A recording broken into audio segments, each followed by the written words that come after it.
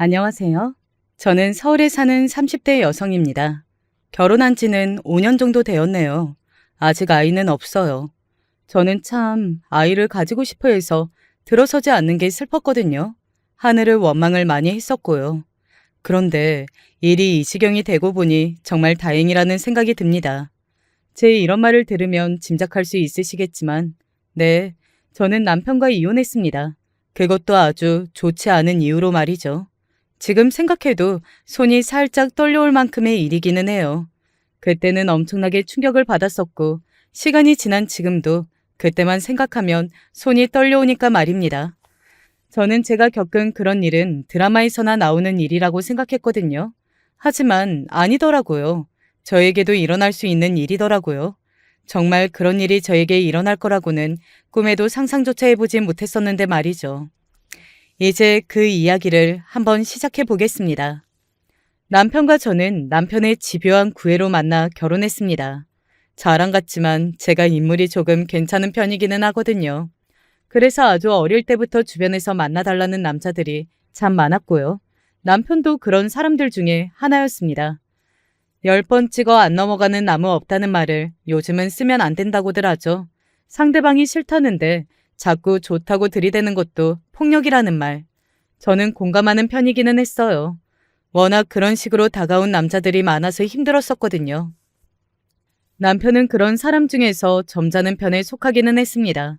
차분하고 최대한 부담을 주지 않으며 접근해왔고요. 저는 남편의 그런 진지한 모습에 넘어갔던 것 같아요. 남편은 똑똑한 사람이었거든요. 집안 형편이 좋지는 않았지만 본인이 성공하겠다는 의지가 강해서 공부도 열심히 했고 그 결과 좋은 학교를 나와서 취직을 했고 말이죠. 저는 원래 조금 똑똑한 남자를 좋아하긴 했습니다. 제가 못 배우긴 했거든요. 저는 집안 형편이 썩 좋지 않았어요. 그럼에도 억지를 부리며 대학을 못 갈 정도는 아니기는 했지만 그렇게까지 해서 대학을 졸업하는 게 과연 옳은 일인가 하는 생각을 했었습니다. 공부도 잘하지 못하는 제가 무리해서 집안에 부담을 주면서까지 대학을 간다는 게 아무리 생각해도 죄책감이 들더라고요. 그래서 그냥 가지 않은 것을 택했어요. 나중에 저희 아빠가 맹지인 줄 알고 생각지도 않고 있던 할아버지에게 물려받은 땅을 팔았을 때 저에게 제일 먼저 했던 말이 배워보고 싶은 거 있냐는 말이었던 것을 보면 아빠도 그 부분에 있어서는 상당히 죄책감을 느끼셨던 것 같아요. 전혀 그럴 필요 없는데 말입니다.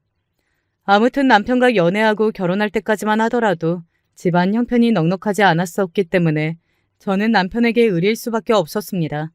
물론 남편이 저를 좋아해서 쫓아다녀 연애한 것도 맞았고 결혼도 그렇게 했지만 그래도 조건이 그럴 수밖에 없었어요. 특히 시어머니는 저를 몹시 작아지게 만드는 주범이었습니다. 그 얼굴 나이 들면 쭈그렁탱이 되는 건 다 같은데 이런 뭐 하나 가진 것도 없는 애를 내가 며느리로 들이자고 그 고생을 해서 아들 키운 줄 알아? 어? 그렇게 기를 쓰고 반대하셨어요.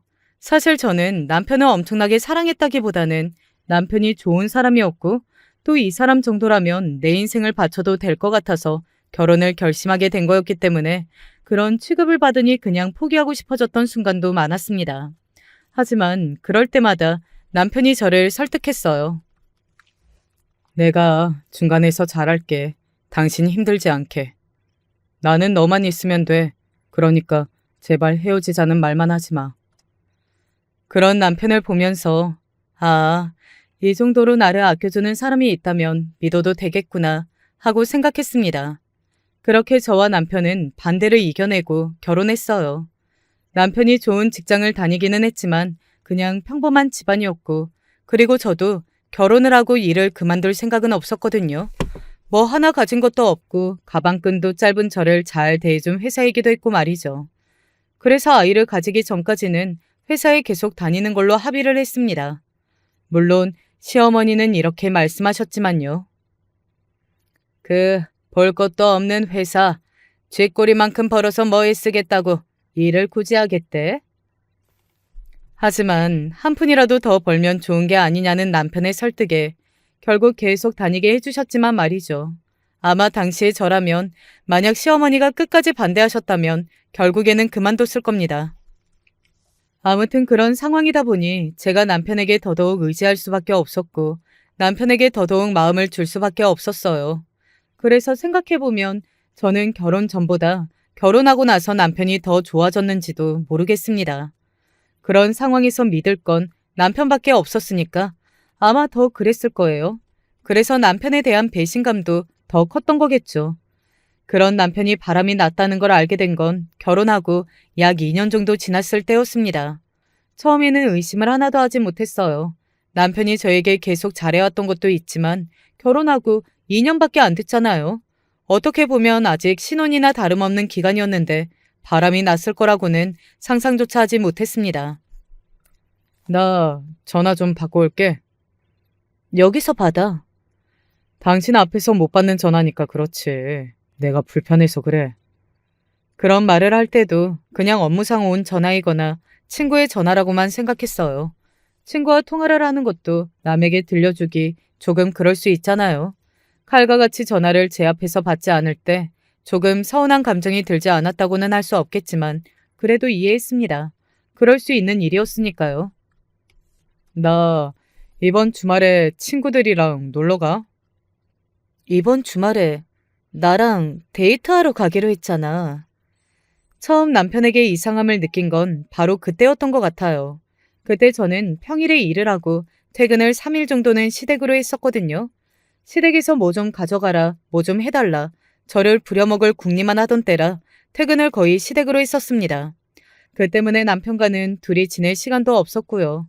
그래서 그 주 주말에 어디 근교에 데이트나 가자고 남편이 먼저 이야기했었어요. 저는 그래서 그 주말만 바라보고 있던 상태였고요. 아, 맞다. 미안. 그거 다음 주에 가자. 다음 주에 시댁에 집안 행사하고 있잖아. 그랬지? 그냥 자기가 친구들한테 미루자고 하면 안 되는 거야? 나 그 약속 하나만 보고 이번 달 버티고 있는 건데. 그런 제 말에 남편이 인상을 팍 쓰더군요. 그러고서는 굉장히 짜증이 난다는 듯 이렇게 말했습니다. 저는 그런 남편의 표정과 얼굴을 보고 굉장히 충격 아닌 충격을 받았던 것 같아요. 쪽팔리게 마누라랑 데이트 때문에 다음으로 미루자는 말을 어떻게 해? 저는 이해가 되질 않았습니다. 그게 쪽팔릴 일이야? 남자들끼리는 그래. 마누라한테 붙잡혀 산다고 엄청나게 꼽준단 말이야. 내가 당신이랑 데이트하는 그날만 바라보고 견뎠다는데 친구들한테 잠시 부끄러운 것도 못 버텨? 내가 당신한테 그 정도밖에 안 돼?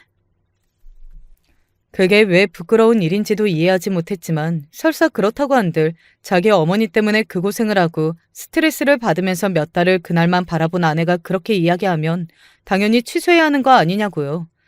저는 우선순위에서 완전히 밀렸다는 생각과 함께 이런 게 바로 화장실 들어갈 때와 나올 때랑 다르다는 걸 말하는 거구나 하는 생각이 들어 착잡했습니다. 이렇게 빨리 사람이 변할 수도 있구나 싶었고요. 그런데 그게 다가 아니었더라고요. 지금 어디야? 더 늦어? 귀찮게 왜 전화야? 끊어. 친구들과 놀러를 간 당일 너무 늦어서 제가 전화를 했거든요. 그런데 남편이 귀찮다고 그냥 그렇게 끊어버리더라고요. 그런데 전화가 끊기기 직전 휴대폰 너머로 이런 말이 들려왔습니다. 저는 아직도 그 말을 잊을 수가 없어요. 자기 와이프? 하는 말입니다. 여자의 목소리라는 것도 그리고 그 여자가 남편에게 자기라고 부르는 것도 모두가 다 엄청난 충격이었어요. 누군가가 제 머리를 돌덩이로 한 대 치고 간 것 같은 기분이 들었습니다. 한동안 멍하게 앉아서 생각만 했던 것 같아요. 지금 이게 무슨 상황인지, 그리고 현실이 맞는지, 뭐 그런 생각 말입니다. 그런데 꿈이 아니었습니다. 현실이더라고요. 언제 잠들었는지 소파에서 자고 깼는데 남편은 새벽이 되어서도 들어오지 않았더군요. 그때 깨달았습니다. 아, 이 인간이 바람이 난 거구나. 저는 사람이 사람에게 그 정도의 배신을 느낄 수 있다는 걸 그날 처음 알았던 것 같아요. 정말 온몸이 떨리고 눈물이 생각할 틈도 없이 줄줄 나오더라고요. 정말로 믿고 의지했던 사람이라 그 배신감이 정말이지 엄청났습니다. 새벽에 잠이 깨서 다시 잠들 수 없었어요. 남편이 들어올 때까지 그 자리에 앉아서 남편을 기다렸습니다. 아, 깜짝이야. 뭐야? 안 자는 거야? 아침 일찍 들어온 남편이 소파에 앉아있는 저를 보고 기겁을 하면서 그렇게 묻더군요. 그리고 질린다는 얼굴로 고개를 저었습니다. 소름 돋게 거기서 왜 그러고 앉아있어? 당신 진짜 가끔 되게 질리는 거 알아? 젖반화장도 유분수지. 지금 밖에서 다른 여자 만나고 와놓고는 저에게 그런 말을 하더군요. 그래서 제가 물었습니다. 그래서 바람 피우니?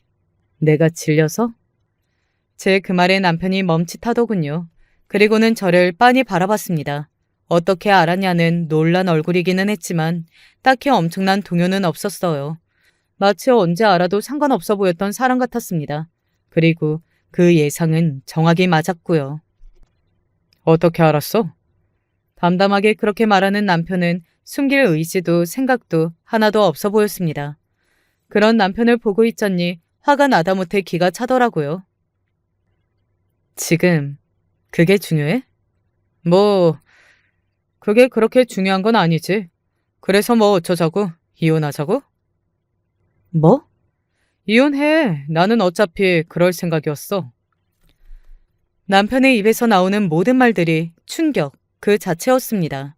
울면서 죽을 죄를 지었다고 사과해도 부족할 판에 지금 덤덤한 얼굴로 그래서 어쩌자고? 라고 묻는 저 사람이 제가 알던 그 사람이 맞는 건지 하는 생각이 들더라고요. 저도 모르게 이런 질문이 나왔어요. 당신, 왜 그래? 제 그 질문에 남편이 저를 빤히 바라봤습니다. 저는 계속해서 말을 이었어요. 당신 원래 이런 사람 아니었잖아. 당신 대체 왜 이래? 내가 그러면 어떤 사람이었는데? 어차피 나는 이제 당신한테 마음 떴고 다른 여자를 사랑하고 있는 것도 맞고 이제 결혼 2년밖에 안 됐는데 벌써 이렇게 된 건 정말 미안하게 생각하고 있어. 하지만 사랑이라는 게 내가 어떻게 할 수 있는 감정도 아니고. 아니, 뭐가 이렇게 당당하냐고. 제가 울분에 가득 차서 그렇게 소리 지르며 울었습니다.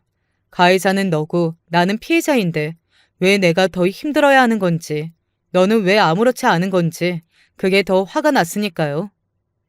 그러면 뭐 울고불고 하면서 미안해 라고 하기라도 하라고? 근데 그러면 뭐 해? 어차피 달라진 건 없고. 그리고 나는 당신한테 안 미안한데? 뭐? 안 미안해? 안 미안해. 다른 사람 사랑하게 된 건 내가 의도한 것도 아니고, 그리고 사랑이 죄도 아니고, 결정적으로 나를 이렇게 만든 건 당신이니까. 그 말에 눈물이 날 만큼 억울했습니다. 저는 어떻게든 잘 지내보려고 그 힘들고 모욕적인 시집살이도 다 참아가며 견디고 있었는데 자기를 이렇게 만든 건 다름 아닌 저라니요. 매일 집에도 없는 아내, 그리고 어쩌다 집에서 마주치면 우리 엄마 욕만 하는 아내. 내가 그런 여자한테 무슨 감정을 더 느껴야 하니?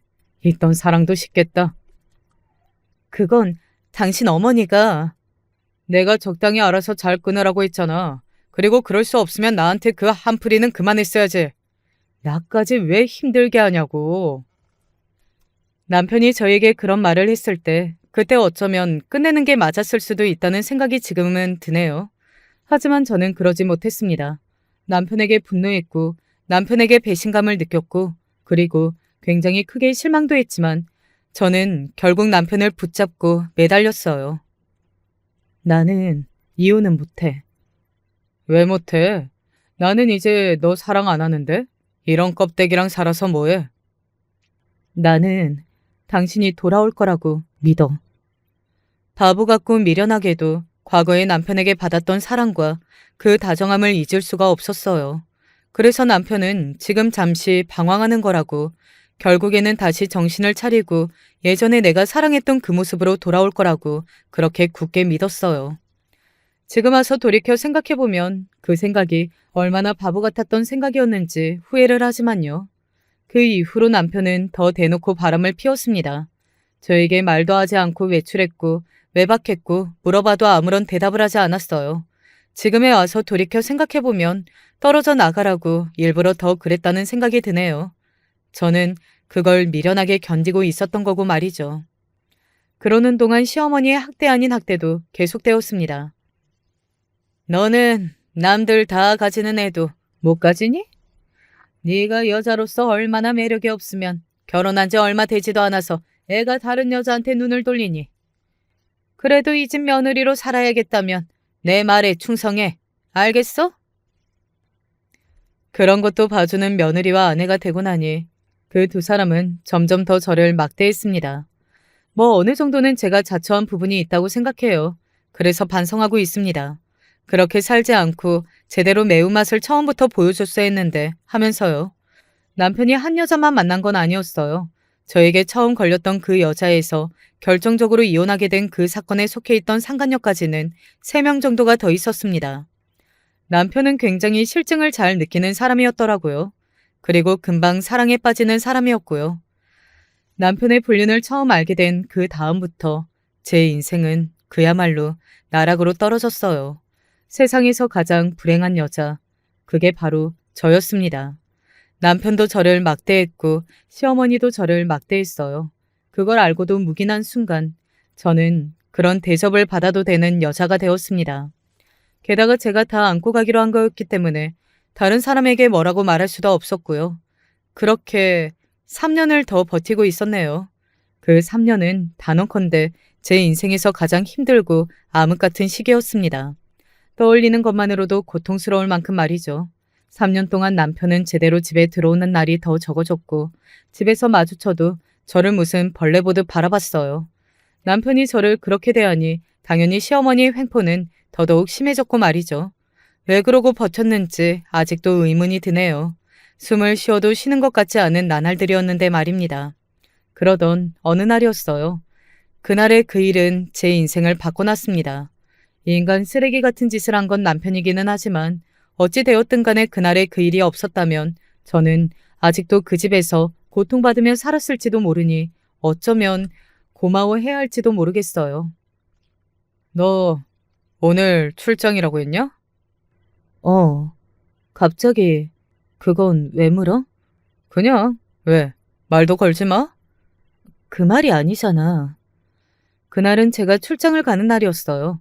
원래 저희 회사는 출장 같은 것이 거의 없는 회사이기는 한데 그때 딱 거의 처음으로 출장을 가게 된 거였거든요. 그래서 남편이 묻나보다 했습니다. 저는 바보같이 얼마 만에 먼저 질문이라는 걸 해준다며 이제 조금씩 변하려나 하는 기대감까지 가졌고요.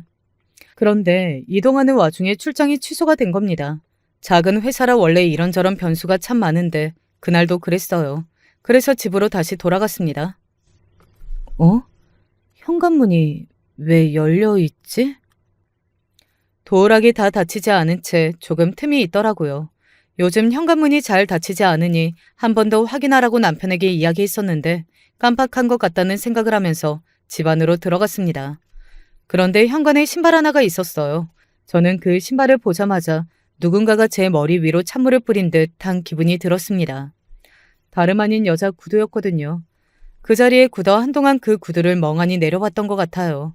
정말 아무 생각이 안 나고 어떻게 해야 할지 모르겠고 그런 감정은 2번을 겪어도 적응이 되지 않더라고요. 그리고 안방 쪽에서 어떤 인기척이 느껴졌습니다. 저는 조심스럽게 발을 떼었어요. 예전에 이런 일이 다시 생기면 그때는 반드시 증거를 남겨놔야겠다고 저 자신에게 한 1000번쯤 이야기했었거든요. 그래서 그런지 그 와중에도 저는 휴대폰의 녹음 기능을 켰습니다. 얼마나 많은 시뮬레이션을 했으면 그랬겠어요. 안방으로 다가가자 두 연놈의 대화 소리가 들려왔어요. 여기서 이러고 있으니까 더 짜릿하다. 그래? 그러면 마누라 어디 보내고 한 번 더 불러야겠는데? 나 병원 쉬는 날 자기 마누라 좀 어디 쫓아내봐. 자기들끼리 그런 저질스러운 듣기만 해도 역겨워서 토가 나올 것 같은 말들을 하면서 낄낄거리고 있더군요. 저는 21번 몰아쉬고는 그 방문을 힘차게 열었습니다. 두 연놈들은 저를 보고 깜짝 놀라기는 하더군요. 아무도 없는 줄 알았는데 제가 나타났으니 놀라기는 했겠죠. 당신이 여긴 어떻게? 네가 아무리 쓰레기 같은 놈이라지만 이건 좀 너무한 거 아니니? 어떻게 안방에 다른 여자를 데리고 와서 이러고 있을 수가 있어, 이 개새끼야? 제가 소리를 지르며 옆에 있던 쿠션 하나를 집어 던졌습니다. 남편은 그거 맞고서는 욱한 것 같았어요. 지가 뭘 잘했다고 그 쿠션 하나 맞고 욱한 게 지금 생각해도 어이가 없다 못해 기가 차네요. 너 지금 미쳤어? 지금 누가 할 소리를 하고 있어? 지금 네가 나보고 미쳤냐고 묻는 거야? 제가 기가 차서 그렇게 이야기했지만 남편은 그 당당한 표정을 지우지 않았습니다. 그리고는 이렇게 이야기하더군요. 그러게, 내가 그때 이혼하자고 했잖아. 뭐? 멍해지더군요. 그 말이 그 상황에서 나올 말인지 제 머리로는 도저히 이해할 수 없었습니다. 뭐 지금도 이해는 할 수 없어요. 그런 인간의 생각 따위 이해해주고 싶지도 않지만요. 그러게, 내가 이혼해달라고 할 때 진작 이혼해주지. 왜 버티고 있다가 이런 꼴을 당해? 이건 네가 자처한 거야. 모르겠어? 그 순간에도 제 탓을 하는 그 입을 찢어버리고 싶었습니다.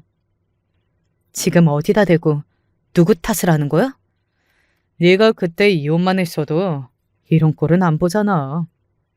이런 꼴을 만든 당신 잘못이라는 생각은 안 해? 그때였습니다. 가만히 보고 있던 상간녀가 저를 보고 비웃으며 이렇게 말하더군요. 그쪽 잘못 맞는 것 같은데요? 뭐라고요? 제가 너무 어이가 없어서 잘못 들었나 싶어서 그렇게 되물었습니다. 하지만 그 상간녀는 저를 똑바로 보면서 이렇게 말하더군요. 그쪽같이 매력적이지 않은 여자랑 같이 살면 저 같은 여자한테 끌릴 수 있는 거죠.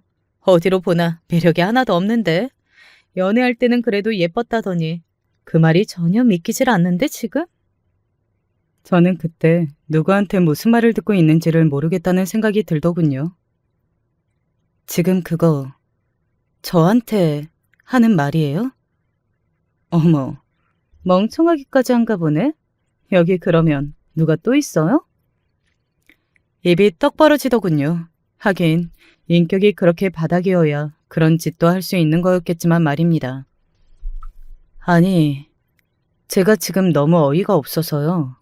상간녀가 본처한테 불륜 장면에 걸렸는데 이렇게 당당한 게. 아, 그 정도 되는 쓰레기라 이런 짓도 뻔뻔하게 할 수 있는 건가?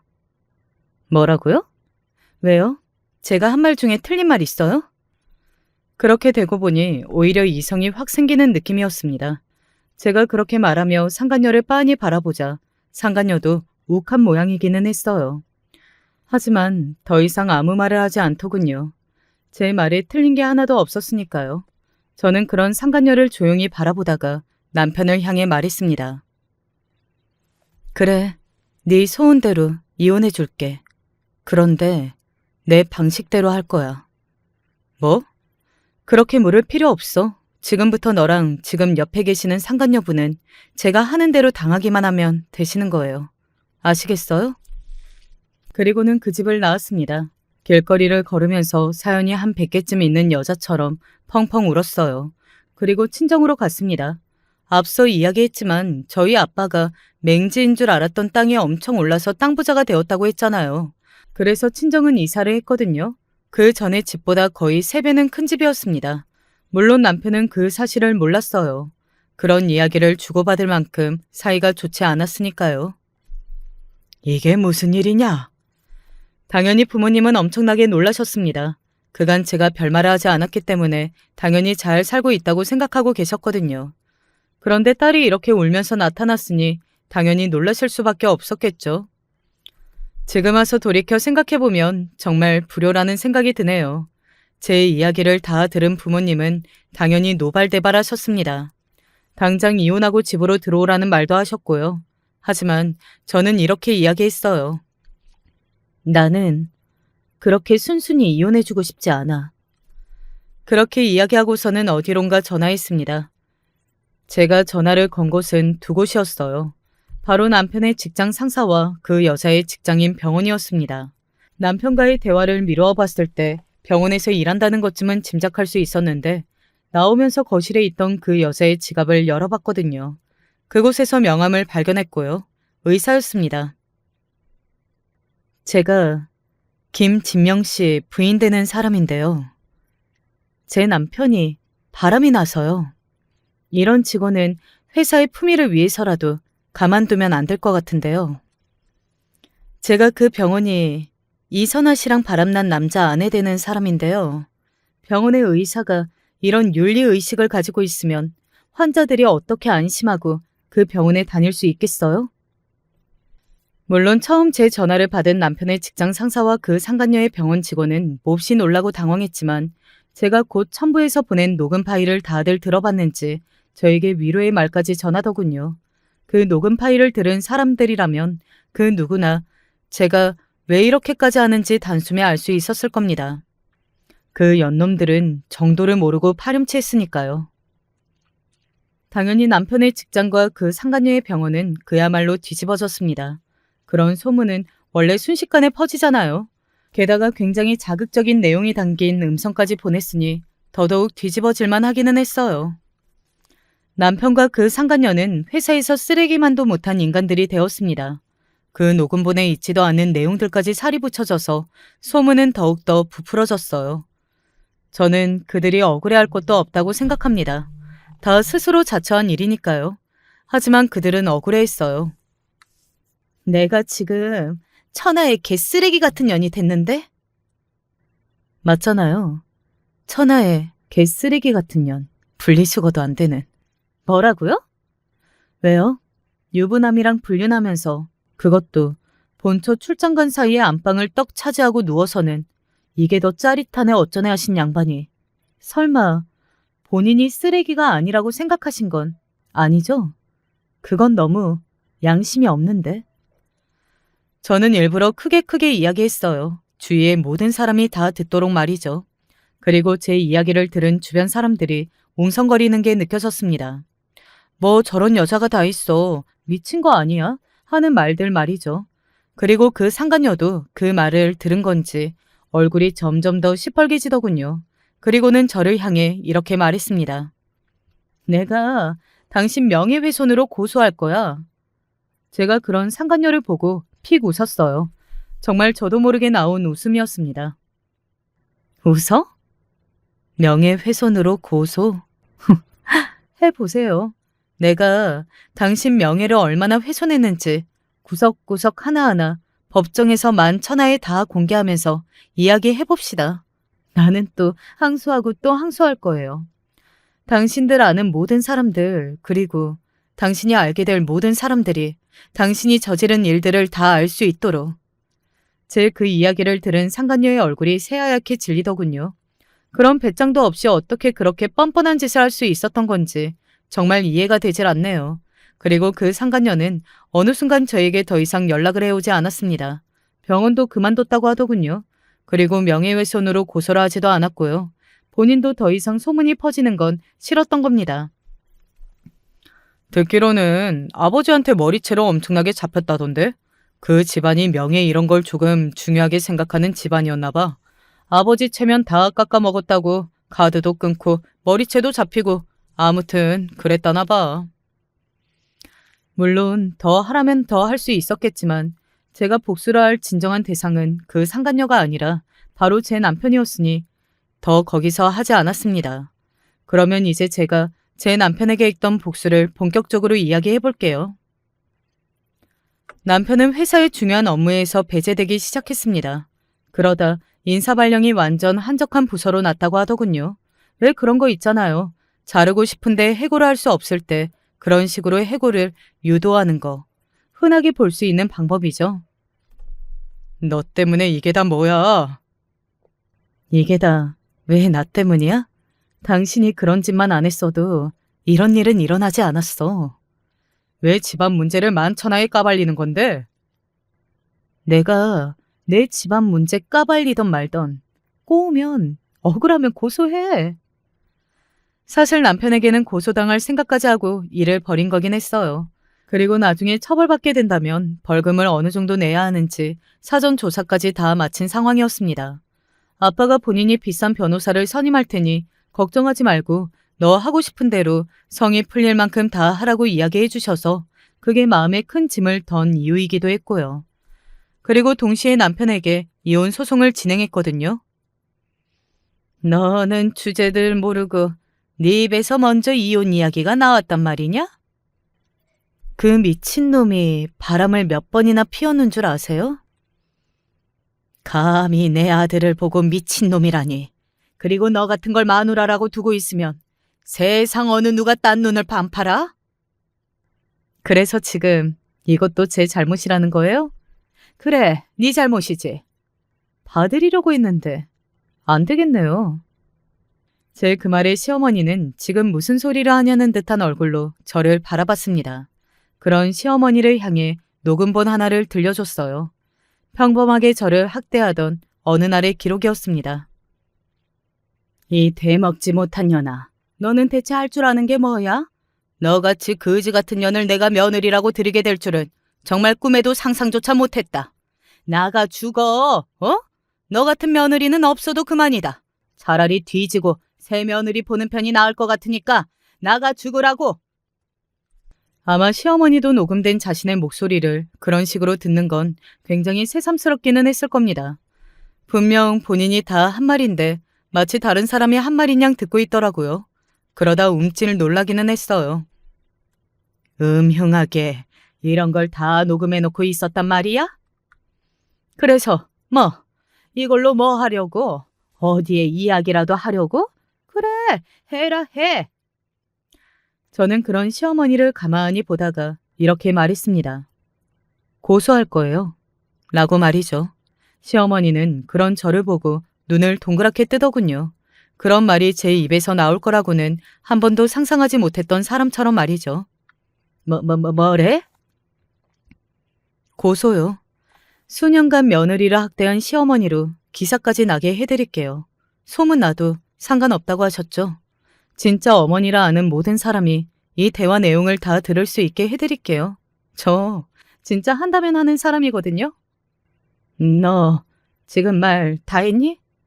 덜 했어요. 제가 느꼈던 감정, 어머님이 다 느끼실 수 있게 해드릴게요. 절망, 분노, 이런 거 다요. 시어머니는 제 단호함에 꽤 놀란 사람처럼 입을 벌리고 서서 한동안 아무 말도 못했습니다. 하지만 애써 제가 말뿐이라고 생각하려고 노력하는 듯 했어요. 그래도 설마 고소까지 할까 하면서 떠보듯 물어보더군요. 고소, 그거 아무나 하는 거 아니다. 네가 돈이 어디 있고 백이 어디 있어서 고소를 해서 나를 골로 보낼 수 있다고 생각하는 거니? 어? 주제를 몰라도 너무 모르는구나. 주제를 모르는 건 지금 어머님이시겠죠? 시어머니 또한 저희 아빠가 갑자기 벼락을 맞듯 부자가 된 걸 전혀 몰랐거든요. 그런 시어머니에게 말했습니다. 저희 아버지가 가지고 있던 땅이 갑자기 엄청나게 많이 올랐지 뭐예요. 그래서 지금 굉장한 현금 부자가 됐거든요. 뭐라고 싶냐고 물으셔서 이 집안에 복수하고 싶다고 했더니 제일 비싼 변호사 선임해 주시겠대요. 그러니까 어머님, 이제는 겁을 좀 내세요. 네? 그런 제 말에 시어머니는 믿을 수가 없다는 듯 저를 바라봤고 저는 돌아서 나왔습니다. 뒤로 저를 부르는 듯한 소리가 들려왔지만 돌아보지 않았어요. 그리고 얼마 지나지 않아 남편에게 연락이 왔습니다. 만나자고 하더군요. 하지만 저는 남편을 만나고 싶지 않았기 때문에 거절했어요. 그랬더니 집 앞으로 찾아오더군요. 우리 집은 어떻게 알았어? 좀만 물어보니까 알려주던데 뭐 왜 이야기 안 했어? 남편이 휘황찬란한 아파트를 올려다보며 물었습니다. 아빠가 부자가 된 걸 왜 알려주지 않았냐는 말이었겠죠. 왜? 우리 아빠가 부자가 된 걸 당신한테 알려주면 뭐가 좀 달라지니? 제 말에 남편은 아무 말도 하지 않고 가만히 서서 저를 바라보더군요. 그래서 달라질 거였으면 더더욱 너랑 잘 헤어졌네. 아니, 부부 사이에 그런 것도 이야기를 안 하는 게 어딨어? 너랑 내가 부부였니? 정말이지 기가 차서 물었습니다. 저는 남편의 첫 바람 이후로 단 한 번도 저랑 남편이 부부 사이라고 생각해보지 못했거든요. 서로의 인상을 단 하나도 공유하지 않고 대화도 없으면 다른 여자만 주구장창 만나는 그런 사이가 어떻게 부부 사이라고 할 수 있겠어요? 그래도 그런 이야기는 해야지. 왜 해야 하는데? 제 그 말에는 남편은 아무 말을 하지를 못하더군요. 남편은 그런 저를 잠시 바라보다가 한숨을 쉬며 이렇게 말했습니다. 내가 미안하다. 저는 남편을 그래서 뭐 어쩌라고 하는 눈으로 바라봤어요. 그리고 남편의 입에서 나온 다음 말에 굉장한 충격을 받았습니다. 설마 그 말이 나올 거라고는 정말 상상조차 하지 못했었거든요. 그러니까 우리 다시 한번 잘해보자. 제가 남편의 그 말에 인상을 팍 쓰고서는 도대체 무슨 개소리를 하냐는 듯한 얼굴로 바라봤어요. 저는 제 귀로 들었지만 그래도 믿기지 않았습니다. 어떻게 그런 말을 할 수가 있는 건지 정말 제 상식으로는 이해를 할 수 없겠더군요. 당신 나 좋아하잖아. 내가? 그건 과거의 나지. 지금은 아니야. 우리 잘해보자. 이제는 내가 잘할게. 내가 이제 당신이랑 잘해볼 마음이 단 하나도 없다니까? 우리 예전에 정말 좋았잖아. 그 시절로 다시 돌아갈 수 있어. 내가 잘할게. 내가 대가리에 총 맞았니? 그 말을 믿게? 그리고 네가 어떤 인간인지 다 알았는데 어떻게 예전으로 돌아가? 너는 네가 말하고도 네가 한 말이 안 되는 걸 몰라? 제가 소리를 단호하게 이야기했더니 남편의 표정이 싹 바뀌더군요. 그리고서는 약간 협박을 하기 시작했습니다. 나 이렇게 만들어 놓고 너는 떵떵거리면서 잘 살 수 있을 것 같아? 너를 그렇게 만든 건 내가 아니라 너야. 내 탓하지 마. 내가 그만큼 바람이 났다는 건 너는 매력이 없다는 말이라고. 그러니까 너는 다른 남자는 못 만난다고. 내가 평생 혼자 살아도 너 같은 거랑은 같이 안 산다고. 제가 소리를 악하고 지르자 순간적으로 남편이 놀라서 저를 눈을 크게 뜨고 바라보더군요. 제 그런 모습은 처음 보는 거였을 테니 많이 놀라기는 했을 겁니다. 아무튼 그렇게 그날은 남편이 돌아갔어요. 그리고 얼마 지나지 않아 남편 쪽에서 합의를 하자고 연락이 왔습니다. 소송까지 가면 자신이 굉장히 불리하다는 걸 변호사를 통해 들은 모양이었어요. 그리고 합의를 하러 온 자리에서 시어머니도 함께 나왔습니다. 내가 잘못했다. 그러니 고소만은 하지 말아다오. 시어머니가 숙이고 들어오더군요. 자신이 잘못했다고 고소만은 하지 말아달라고 말입니다. 뭐 사실 진지하게 고소할 생각은 없기는 했어요. 그냥 제가 그렇게 이야기하고 겁을 먹은 시어머니를 보고 싶었을 뿐입니다. 그리고 사과를 듣고 싶었고요. 두 분 다 저에게 약속 하나만 하시고 그 약속을 각서로 쓰시면 합의 드릴게요. 고소도 안 하고. 하실 수 있겠어요? 제 그 말에 시어머니는 얼른 고개를 끄덕였고 남편은 무슨 이야기를 하려고 그러느냐는 듯 저를 바라보더군요. 저는 그런 남편을 보며 말했습니다. 다시는 찾아오지 않고 다시는 귀찮게 하지 않겠다고 각서 쓰세요. 두 분 모두. 그래. 지금 쓰마. 시어머니는 바로 쓰겠다고 했지만 남편은 대답하지 않고 저를 빤히 바라봤습니다. 저는 그런 남편을 향해 왜? 하는 얼굴로 가만히 쳐다봤고요.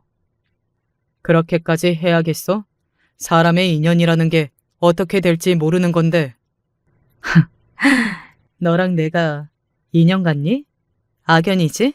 내가 죽을 때까지 혼자 사는 한이 있어도 너 같은 거랑은 다시는 안 만난다고 했지? 너 같으면 바람을 한 번도 아니고 5번씩이나 피우고 안방에 상간녀 데려와서는 그 짓을 한 남편이랑 다시 얼굴 마주하고 싶겠니? 말이 되는 소리를 좀 해. 생각이 있니 없니? 남편은 제 말에 아무 말도 하지 않더니 알겠다고 고개를 끄덕이더군요. 각서를 다 쓰고 사인을 하기 직전에 잠시 망설이던 남편에게 마지막으로 한마디를 했습니다. 거기 지금 사인 안 하면 나 진짜 이 고소 끝까지 간다. 하고 말이죠. 남편은 그제야 포기를 한 듯 사인을 하더군요. 그렇게 남편과 저는 이혼했습니다. 이 이야기의 끝이 여기였다면 정말 좋았겠지만 그러지 않았어요. 저도 그 뒤로 또 그런 일이 있을 거라고는 생각하지 못했거든요. 남편의 걱정과 우려와는 달리 저는 금방 만나는 남성분이 생겼습니다. 엄마가 봉사활동을 다니셨거든요. 이렇게 갑자기 잘 풀렸으니 남에게 베풀고 살아야 한다고 하시면서 말이죠. 그리고 그곳에서 어떤 남자 한 분을 만나셨어요. 그런데 엄마가 너무 괜찮은 것 같다며 한번 소개를 받아보라고 한 겁니다. 사실은 저는 그러고 싶지 않았거든요. 남자를 새로 만나서 연애할 마음의 준비도 되어 있지 않았던 데다가 이제는 더 이상 겉만 보고서는 사람을 알 수 없다는 생각이 들어서 기본적인 불신 같은 게 커진 것도 있었고요. 하지만 엄마는 그럴수록 좋은 사람을 만나서 마음의 병을 고쳐야 한다라고 말씀하셔서 어쩔 수 없이 만났습니다. 사실 반 이상은 거절하기 위해 나간 자리였어요. 하지만 생각보다 첫인상이 좋았고 그리고 대화가 잘 통했습니다.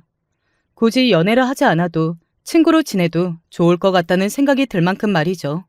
그래서 몇 번 더 만나게 되었고 관계가 자연스럽게 발전이 되어가던 어느 날이었어요. 너 남자 만난다며? 남편이 어디서 알았는지 그 이야기를 듣고서는 저를 찾아온 겁니다. 그것도 술이 잔뜩 취해서 말이죠. 너 나한테 이렇게 찾아오면 안 되는 거 몰라? 제가 각서를 생각하라며 그렇게 말을 해주지만 술에 취한 남편은 제 그 소리가 들리지 않는 듯 했습니다. 그저 자기가 하고 싶은 말만 하더군요. 네가 나 말고 다른 남자를 만나서 잘 살 수 있을 것 같아? 내가 그렇게 둘 것 같아? 좋은 말로 할 때 헤어져. 알겠어? 내가 왜 그래야 하는데? 네 말을 왜 들어? 이게 진짜. 그렇게 하면서 남편은 손을 들어 저를 때리려고 했어요. 그때 그분이 나타나지 않았다면 저는 꼼짝없이 남편에게 맞았을 겁니다. 하지만 저와 헤어지고 뭔가 이상한 기분에 저를 따라왔던 그분이 남편의 팔을 턱 하고 잡은 거였어요. 너 뭐야? 이분이랑 만나고 있는 그 남자입니다만. 남편은 그제야 그분을 아래 위로 훑어봤어요. 아마 술에 취하지 않았다면 감히 덤빌 생각도 하지 못했을 겁니다. 그분은 남편보다 덩치가 한참이나 크고 힘도 센 사람이었거든요. 과거에 운동했다고 들었기도 했고요. 네가 그놈이야? 초면에 반말은 좀 하지 마시죠. 네가 내 마누라 만나는 그 새끼냐고. 이혼하신 거 아니에요? 왜 그쪽 마누라죠? 이 새끼가? 남편이 그렇게 이야기하며 그 남자를 향해 손을 다시 번쩍 들었지만 그마저도 막혔습니다. 반대쪽 손을 들었지만 그것도 막혔고요. 힘이 아무리 줘도 손을 빼지 못하고 아등바등하는 그 모습이 너무 웃겨서 웃음이 났던 것 같네요. 남편은 웃는 저를 보고 쪽팔린 듯 소리를 고래고래 질렀고 말이죠. 돌아가지 않으시면 진짜 무서운 꼴 보실 겁니다. 무서운 꼴 뭐? 너 나 지금 협박하냐? 그렇게 들리면 그렇게 들으셔도 되고요. 제가 동네의 건달 형님들부터 경찰의 검사분들까지 모르는 분이 없거든요. 그건 거짓말이 아니긴 했어요. 그분은 아주 예전에 봉사활동을 많이 다니셔서 아는 사람이 대단히 많기는 했거든요. 물론 그 사람들과 다 연락을 하고 지내는 건 아니어도 말이죠. 그게 무슨 상관이었겠어요. 그 사람은 거짓말을 한 게 아니고 또 남편은 그 말로 인해 겁을 잔뜩 먹었으니 그걸로 된 거죠. 만난다는 남자가 이런 건달이었어? 남편은 그분을 오해한 듯한 말을 했습니다. 저는 남편에게 이렇게 말했어요. 건달 아니고 검사분이셔. 그 말에 남편의 눈이 더 이상 커질 수 없게 동그랗게 커졌어요. 네, 엄마가 소개해준 그분은 현재 직업이 검사셨거든요. 그러니까 대충 눈치챘으면 도망이 나가. 제 그 말에 그분은 남편의 손을 놓았고 남편은 눈치를 보더니 슬그머니 돌아서서 갔습니다. 그 도망가는 뒷꽁무니를 보고 있자니 저 사람을 사랑했던 과거의 제 모습까지 쪽팔려지는 기분이 들었어요. 남편은 그 이후로 단 한 번도 저를 찾아온 적이 없기는 합니다. 물론 그 뒤로 들은 소식들은 있어요. 지금은 짧게 그 이야기를 해드릴게요. 시어머니는 소문이 나는 것이 두려워 빨리 합의하기는 했지만 결국에는 소문이 다 났다고 했습니다. 며느리를 학대한 시어머니로 말이죠. 동네 사람들이 하도 수군거리니까 그 성질머리를 참지 못하고 어느 날 수군거리는 동네 사람 머리채를 잡고 싸우는 바람에 경찰서에 가서 거액의 합의금을 물어줘야 했다는 이야기를 들었어요. 사람은 정말 변하기 힘든 것 같다는 생각이 들었습니다. 더구나 한평생 그렇게 막 나가시는 분인데 한 번에 바뀐다는 게 오히려 말이 안 되는 거겠죠. 그리고 남편은 얼마 지나지 않아 또 다른 여자와 새 살림을 차렸다고 들었습니다. 어디서 그렇게 여자를 잘 만났는지 정말 신기하다고 생각했던 것 같아요. 그리고 또 얼마 지나지 않아서 바람을 피워 또 이혼을 당했다고 하더군요. 네 전 남편은 아마 위자료 물어주다가 언젠가는 알거지 될 거다. 그 바람길을 고칠 수 없겠다면 평생 연애나 하면서 살지 왜 결혼은 하는 걸까? 그런 인간들이 또 안정적인 가정을 더럽게 원해요. 지가 나중에 늙어서 돌아갈 곳이 있어야 한다고 생각하거든. 이기적인 새끼들. 제 생각도 그런 것 같아서 고개를 끄덕였던 기억이 있네요. 아마 남편은 바뀌지 않을 겁니다. 또 어딘가에서 저같이 덜 떨어진 여자를 만나서 속여 결혼했다가 또 그렇게 이혼 당하겠죠. 지인의 말처럼 남편의 마지막은 더 이상 물어줄 위자료도 없어서 여자들이 거들떠보지도 않게 되는 게 그 끝이 아닐까 하는 생각이 들어요. 저는 그분과 잘 만나고 있습니다. 만나면 만날수록 좋은 사람이라는 생각이 들더라고요.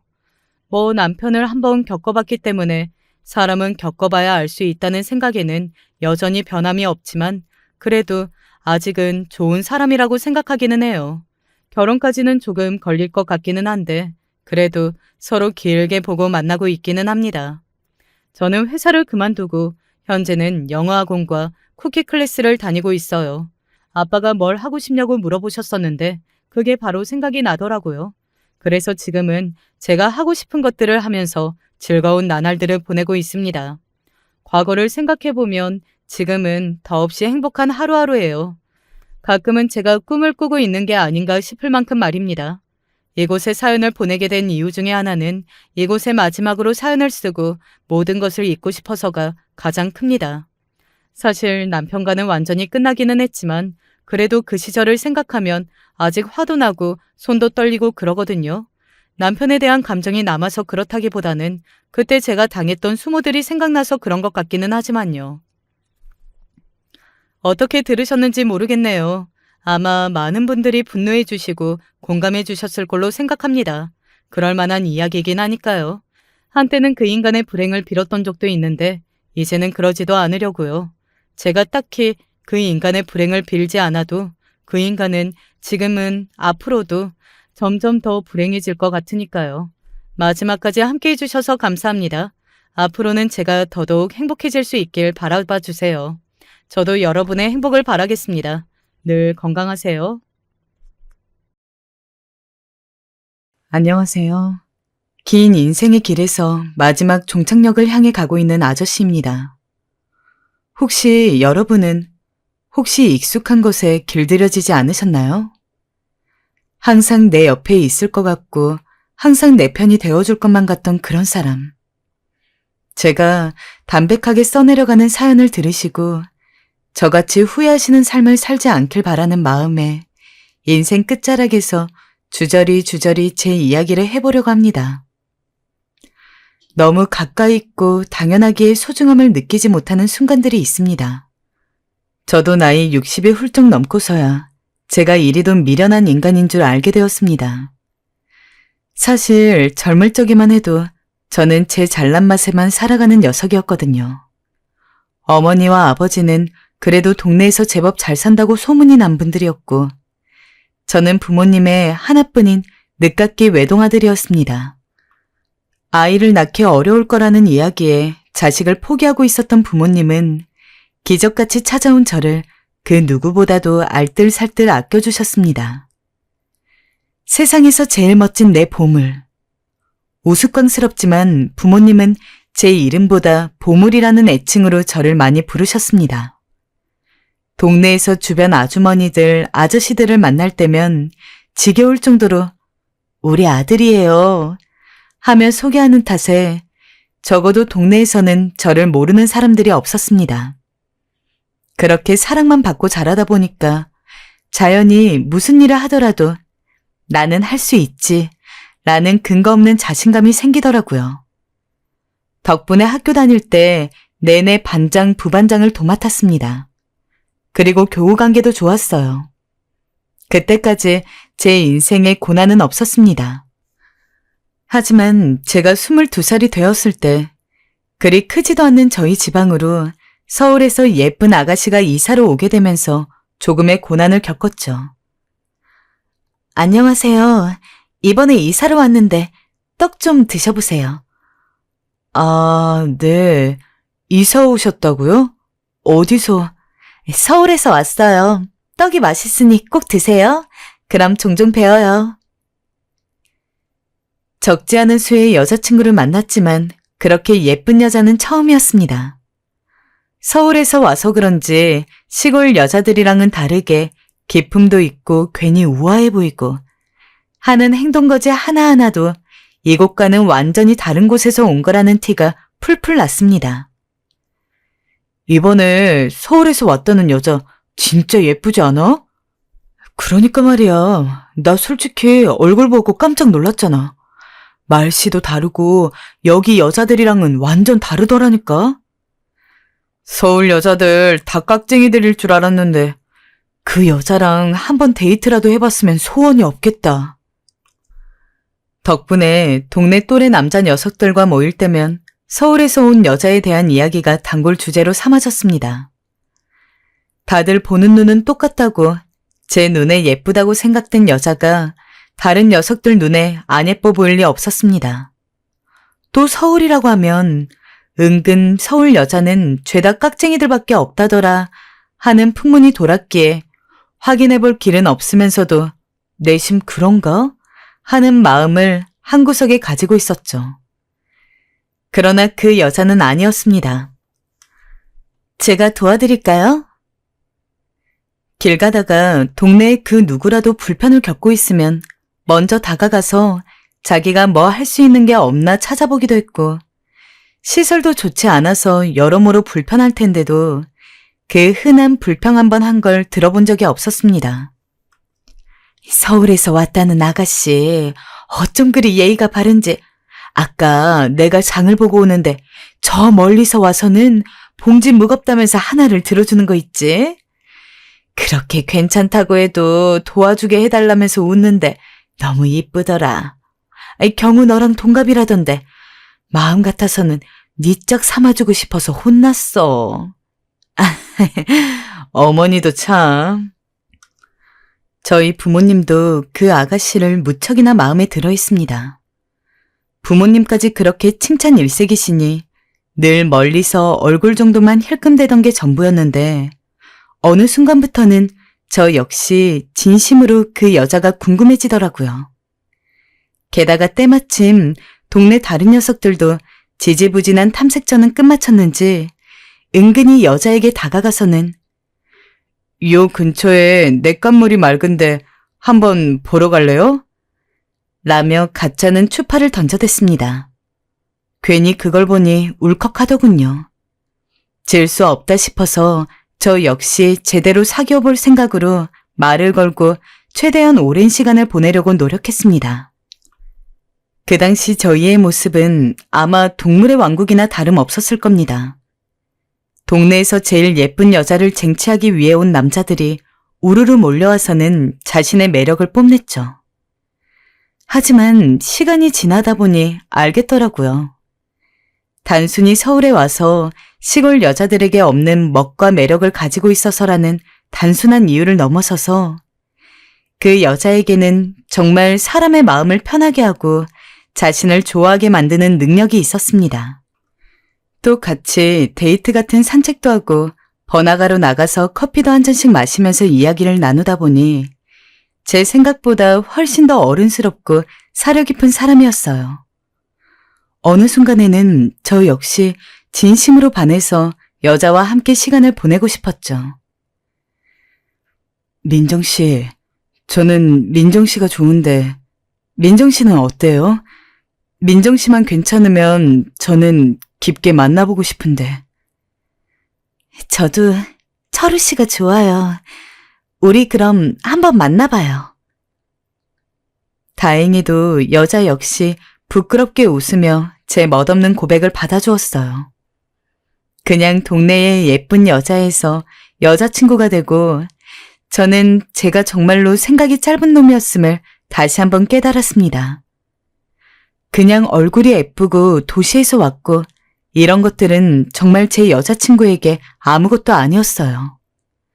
얼굴이 예쁜 것은 맞았지만 여자친구는 얼굴보다는 마음이 더 예뻤고 언제나 무언가를 배우는 것을 좋아했으며 자신이 부족한 것을 인정할 줄 알고 남이 잘난 부분은 누구보다 기쁜 마음으로 칭찬할 줄 아는 심성을 가지고 있었습니다. 민정아, 우리가 아직 나이가 어리긴 하지만 언젠간 현실적인 여건이 갖춰지면 꼭 너랑 결혼하고 싶어. 그때까지 기다려줄 수 있지? 나 학생 때도 성인이 되어서도 여자친구를 사귀면서 장난으로라도 결혼을 생각해 본 적은 한 번도 없었어. 애초에 누군가를 좋아한다는 이유로 빈말로라도 결혼과 같은 미래에 대한 이야기를 하지 않는 성격이거든. 근데 처음으로 널 사귀고 나서는 나도 모르게 너무도 자연스럽게 결혼에 대한 꿈을 꾸게 돼. 나중에는 이 시골을 벗어나서 서울의 상경에서 함께 살고 있겠지? 애는 몇이나 낳을까? 아니면 잘 이야기해서 평생 우리 둘만 같이 살아도 좋겠다. 이런 것들 말이야. 난 너랑 꼭 미래를 함께하고 싶어. 제 생각보다 저는 더욱더 제 여자친구를 좋아하고 있었습니다. 여자친구가 절 선택한 것에 대해서 한치의 후회도 없게 해주고 싶었기에 그만큼 잘해주었고 일부러 집에도 자주 데려왔어요.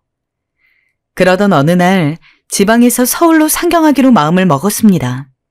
바로 여자친구 때문이었어요. 우리 이제 일자리도 잡고 좀 더 큰 곳에서 돈 버는 게 좋지 않을까? 슬슬 서울에 가서 같이 살아보자.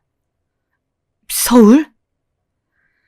서울살이가 조금은 걱정도 되고 당황스럽기도 했지만 여자친구가 먼저 제의를 해주었고 이를 물릴 이유가 전혀 없었던 저는 부모님에게 즉시 알린 뒤 부모님과 여자친구 부모님의 도움으로 작은 방을 잡아 여자친구와 함께 동거를 시작하게 되었습니다. 사실 사귄 기간도 오래되었고 저희 나이도 30이 조금 넘었다 보니까 이미 부모님들 그리고 저희 사이에서 결혼 자체는 이미 기정사실화된 상황이었어요. 그렇기 때문에 함께 사는 것도 쉽게 허락받을 수 있었죠. 우리 서울에 가게 되면 그때는 결혼해서 살자. 그래서 서울에 올라간 지 딱 반년이 지난 뒤 저희는 본격적으로 결혼식을 올렸습니다. 이제는 여자친구와 남자친구를 넘어서서 비로소 남편과 아내가 된 것이죠. 너무 행복했습니다. 살면서 처음으로 결혼하고 싶다는 생각이 든 여자와 정말로 그 꿈을 이룰 수 있다는 것은 아마 저뿐만 아니라 그 누구라도 감격스러우실 겁니다. 저희는 말 그대로 행복하다고 표현할 수 있는 결혼 생활을 했습니다.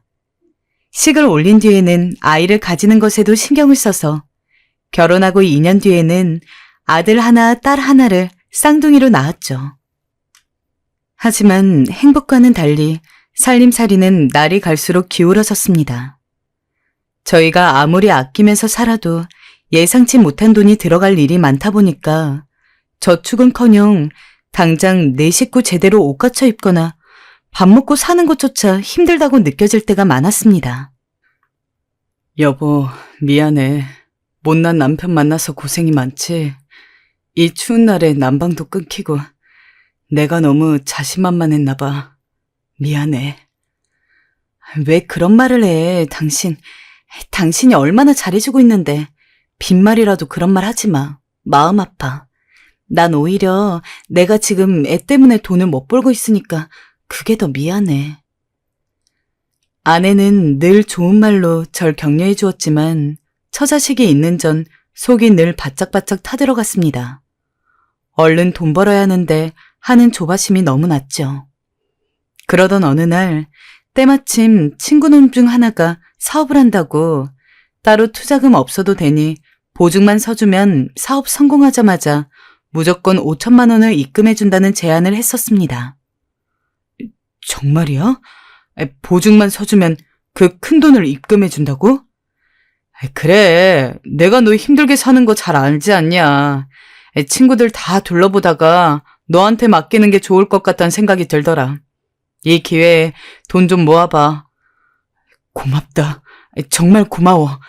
내가 이 은혜를 어떻게 갚아야 할지. 나도 언젠간 잘 살게 되면 이 은혜는 꼭 갚을게. 제가 조금만 더 냉정하게 생각했다면 그게 얼마나 위험한 일인지 쉽게 알았을 겁니다.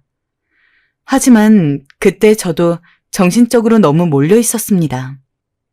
당장 친구가 이야기한 5천만 원이라는 큰돈의 달콤함에 휩쓸려서 묻지도 따지지도 않고 도장을 찍었죠. 적게 알고 지내온 친구가 아니기에 믿기도 했고, 친구가 사업에 대해서 설명했을 때 아무것도 모르는 제가 들어도 이건 대박이다 싶었기에 반드시 성공할 거라고 생각했거든요. 하지만 사업은 망했고, 망하다 못해 제 앞에서 사탕 발린 말로 저를 꿰었던 친구는 하늘로 사라졌는지 땅으로 꺼졌는지 코빼기도 보이기는커녕 연락조차 되지 않았습니다. 덕분에 친구가 남긴 빚은 모조리 저의 차지가 되었죠. 괜찮아. 우리 조금 더 열심히 일하자. 지금보다 더 아끼고 살면 괜찮아질 거야. 괜찮다고요? 지금 우리 아이들은 학원도 제대로 못 가고 있어요. 다른 아이들은 학원도 다니고 맛있는 것도 먹으러 다니는데 우린 뭐예요? 어쩌면 좋냐고요? 이게 내 탓이야? 아니, 나도 살아보려고 한 거야. 잘 살아보려 저지른 짓이라고. 이제 와서 어쩌란 말이야. 에이씨. 제 덕분에 곤란해진 건 당연히 저뿐만이 아니었습니다. 아직 어린아이 둘, 그리고 아내까지 빚에 시달려 했죠. 그러다 보니 싸움이 잦아지는 건 당연했어요. 그쯤 저는 탈출구가 필요했고 그때부터 술병을 잡기 시작했어요. 애 앞에서도 술을 마셨고 아내에게도 술 사오란 말을 밥 먹듯이 했습니다. 지금 생각해도 참 아내에게도 아이에게도 너무나 못할 짓을 했단 생각이 듭니다. 결국엔 장모님까지 오셔선 제 수발을 드셔야 했어요. 장모님 오셨어요? 뭐하러 오셔요? 술이 얼마나 안 좋은데 또 먹고 있어. 김서방, 나는 자네 원망하지 않아. 자네 열심히 살려다 보니 이렇게 된 거 알고 있어. 그러니 돌아오게나, 응? 우리 딸도 손주들도 나도 자네가 돌아오기만을 기다리고 있어.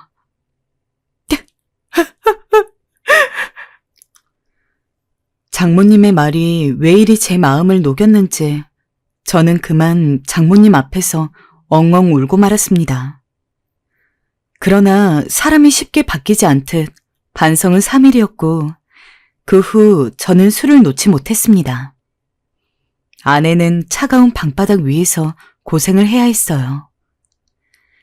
아이들이 어려서 밖에 나가서 일을 할 수 없던 탓에 여러 가지 부업으로 저를 도와서 돈을 벌고 생계에 보탰습니다.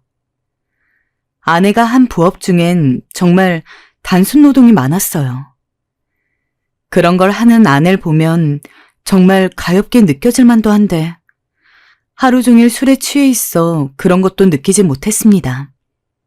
오히려 이 지긋지긋한 현실에 바뀌지 않는 내 자신에게 화만 더 나더라고요. 그러던 어느 날 제 앞에서 아내가 크게 한숨을 쉰 적이 있었어요. 그놈의 한숨 좀 작작 쉬어. 힘들다고 쉬이라도 하는 거야? 내가 집 나갈까? 그걸 바래? 한숨도 내 마음대로 못 쉬어요? 정말 당신 왜 이래요? 아빠, 엄마, 아빠 무서워. 울지마, 승희야. 진영아, 울지마. 괜찮아. 엄마 여기 있어. 당신, 이제 속이 좀 편해요?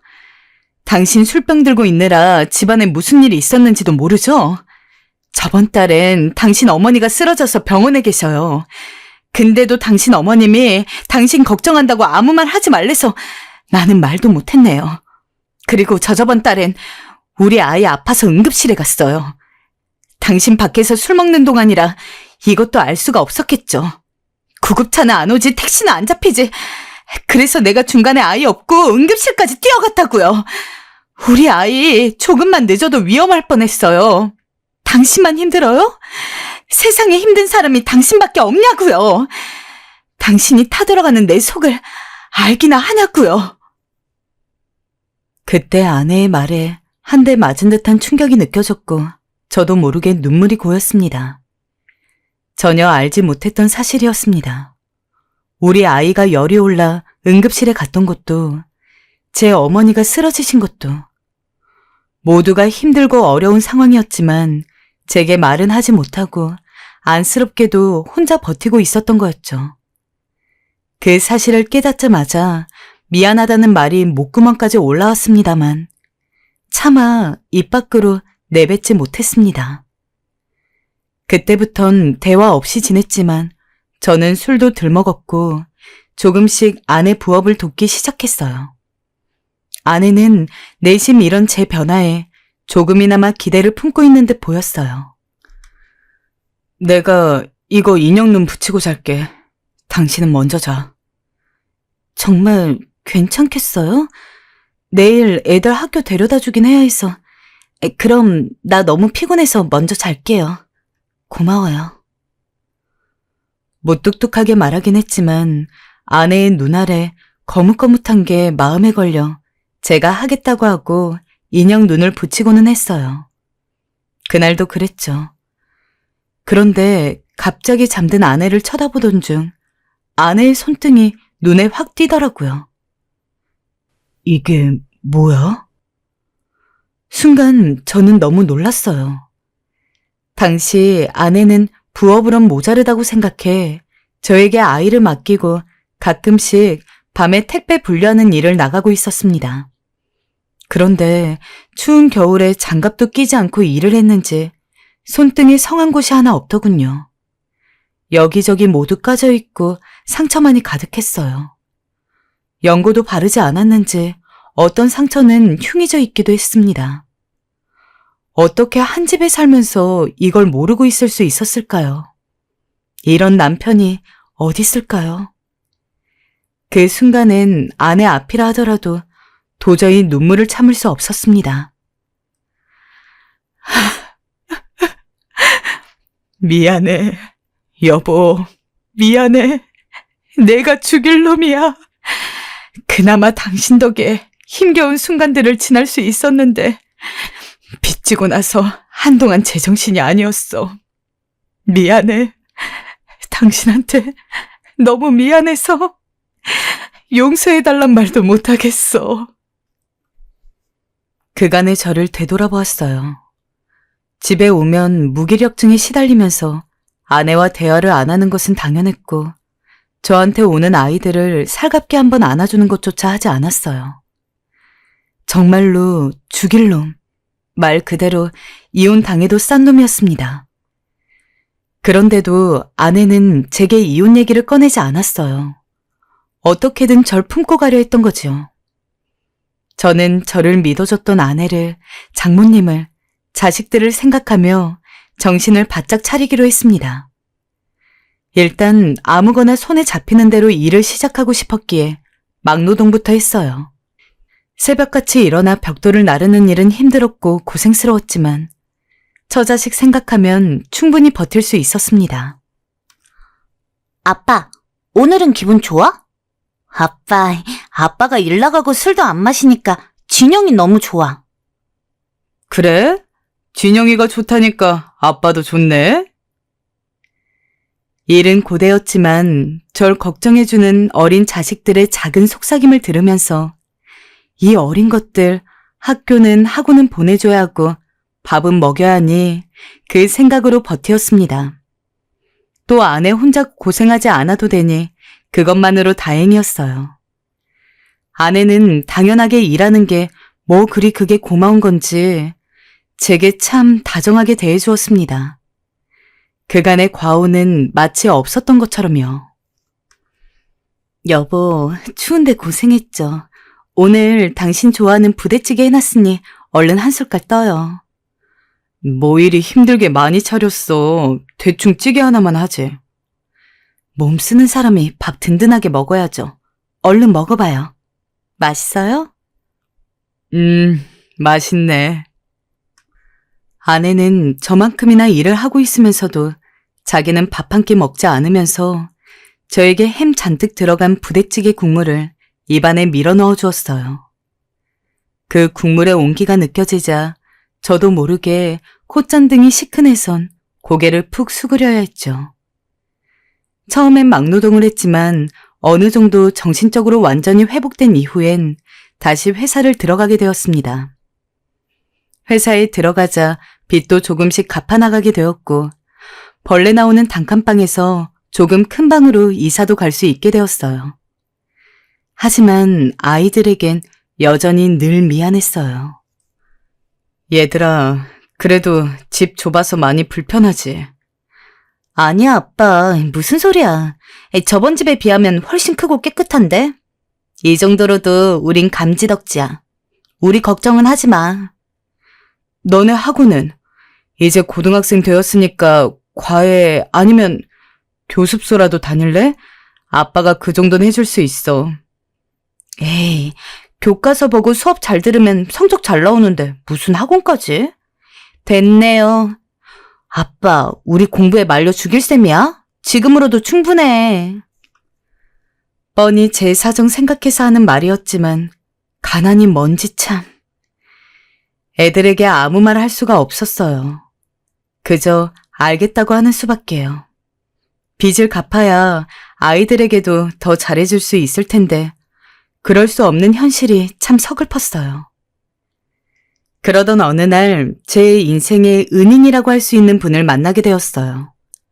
마침 일하던 회사에서 나와 조금 더 좋은 조건의 회사로 옮기게 되었는데 그곳은 가구 회사였어요. 처음엔 맡은 일을 그저 성실하게 하겠다는 마음으로 일을 해나갔는데 같이 일하는 동료들과도 합이 맞고 다들 열심히 하니 저도 더 의욕이 생기더라고요. 그걸 좋게 봐주신 사장님이 어느 순간부터 제게 조금씩 일을 더 맡겨주셨어요. 처음엔 저한테 큰 프로젝트가 턱턱 떨어지니 긴장도 되었지만 이걸 기회로 삼아 무조건 인정을 받아야겠다는 생각이 강했습니다. 그래서 야근을 불사하며 매일같이 일에 열중했고 그에 따라 연봉 인상도 굉장히 빠르게 진행되었어요. 여보, 이번에 월급을 이렇게나 많이 받았어요? 당신 정말 대단한데? 그러니까 사장님이 나를 아주 신뢰하고 계셔. 덕분에 월급이 많이 올라갔어. 아마 내년엔 더 인상될 것 같아. 당신도 이제 아르바이트 그만해. 내 돈으로 빚 갚고 하면 되니까. 그때가 바로 제가 처음으로 아내에게 일 그만두라고 한 때였어요. 당시 아내는 허리가 많이 아픈 상황인데도 쉬지도 못하고 분식집에서 일을 하고 있었거든요. 그게 늘 안쓰러웠는데도 빚 때문에 말하지 못하고 있다가 그만두라 할 수 있었던 거였죠. 허나 아내는 고개를 내저었어요. 이까짓 건 뭐 힘들다고 그만둬요? 나도 지금 일하는 곳 많이 편해져서 하나도 힘들지 않아요. 당신도 고생하는데. 아내는 힘들지 않다며 맑게 웃어 보였고 끝끝내 제 설득에도 불구하고 고집을 꺾지 않았습니다. 그렇게 아이들이 고등학생이 되었을 쯤에는 다니던 회사에서 승진이 되면서 빚도 다 갚았고 제 사업까지 했는데 그게 잘 돼서 경제적으로 엄청 안정이 되어 있었습니다. 마치 행운이 저를 따라오는 느낌이었고 이래도 되나 싶을 정도로 인생이 너무도 잘 풀리는 느낌이었어요. 그래서 불안하긴 했지만 드디어 내 고생이 빛을 보는구나, 하늘이 노력을 알아주는구나 싶었습니다. 허나 지금 와서 하는 이야기지만 사업이든 뭐든 제가 그 암흑 같은 시기를 벗어날 수 있었던 것은 아내가 힘든 순간에도 늘 저를 지탱해 주었기 때문이었죠. 당신 그걸 모르고 있었지만요. 그런데 사람은 당연한 것에 무뎌지게 되더라고요. 그렇게나 아내를, 가족을 소중하다고 생각했었는데 처음부터 원래 있던 것처럼 꾸준히 곁에 있다 보니까 제가 참 멍청하게도 그게 얼마나 귀한지를 모르게 되었어요.